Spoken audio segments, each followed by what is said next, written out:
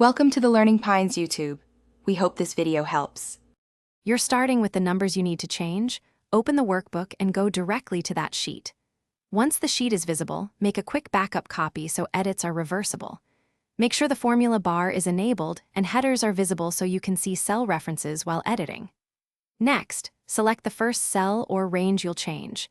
You'll apply methods like direct edit, find and replace, or formulas depending on the goal. This saves time and prevents accidental data loss. Now you perform the core changes. For single corrections, select a cell and press F2 to edit inline so you preserve formatting. Press Enter to save. For multiple replacements, press Ctrl+H to open Find and Replace, set exact match options, and preview with Replace All.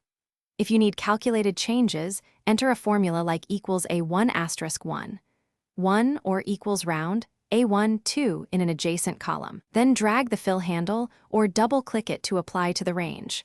Once done, copy-paste value. Finish by converting any formula outputs into fixed numbers. Copy the column, then use paste special values so results don't change. Next, scan for common errors such as hash value or #div/0 and inconsistent formats. Fix them by correcting references or applying number formatting. If something goes wrong, immediately use undo or restore the backup copy and document the steps you took so you can repeat safely. Make sure to save the final file with a clear name so colleagues know it's updated.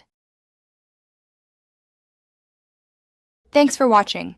Consider subscribing if we helped you.